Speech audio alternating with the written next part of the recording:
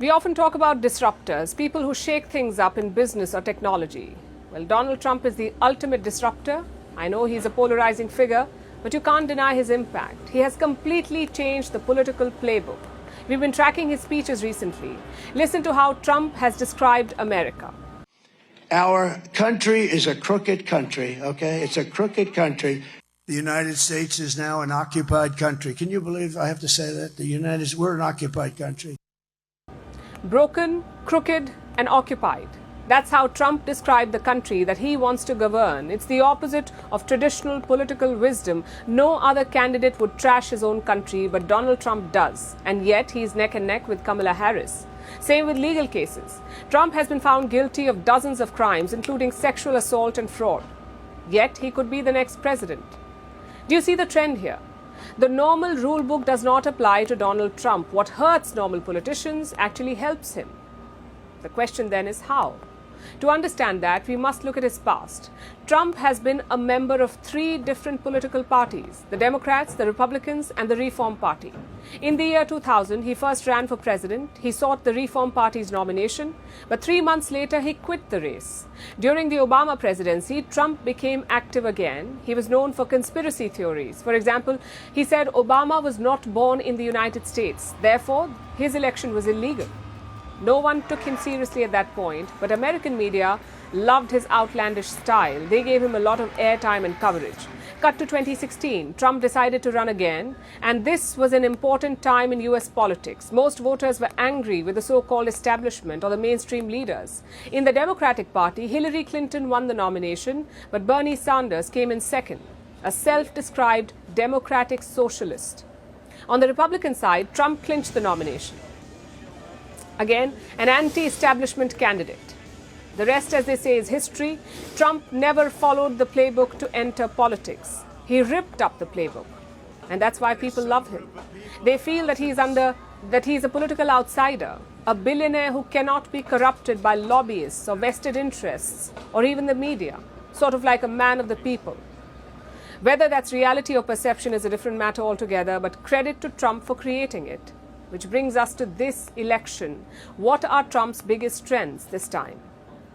First is that perception that we just talked about, a sort of Teflon coating.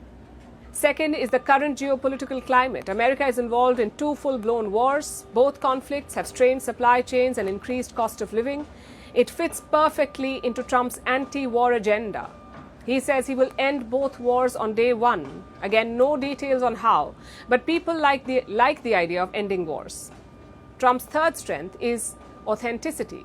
Against a candidate like Harris, that counts a lot.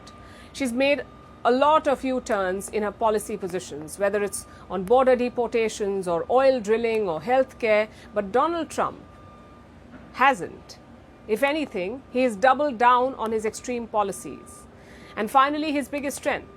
His economic pitch, the idea of slapping tariffs to protect American industry or keeping migrants out to protect American jobs. I know they sound extreme, but put yourself in the shoes of an average American. Cost of living is high, the border is broken, and job growth is sluggish.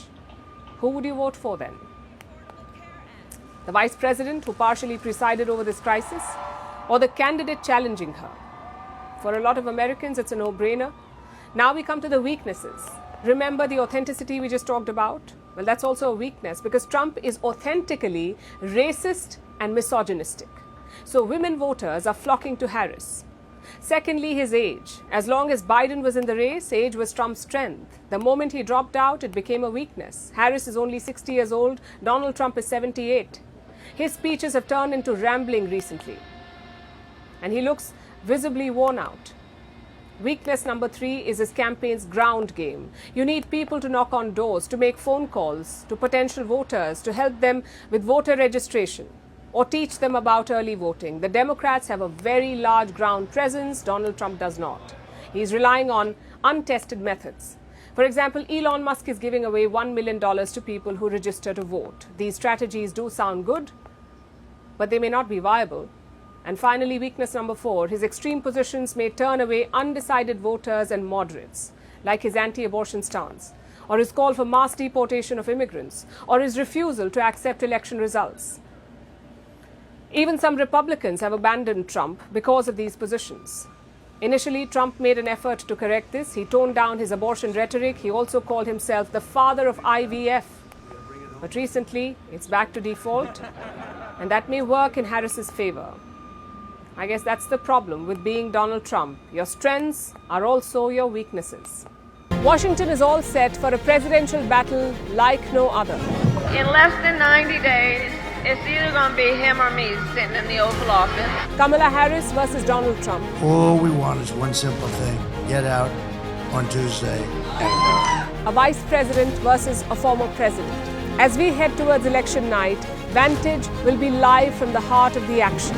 Speaking to voters in this final stretch, I'm still very undecided. Very close presidential race. tracking the campaigns as they make the last push. From exclusive ground reports to in-depth analysis, this is your one-stop destination for the presidential race. Join us on this special edition of Vantage, live from the White House in Washington, D.C.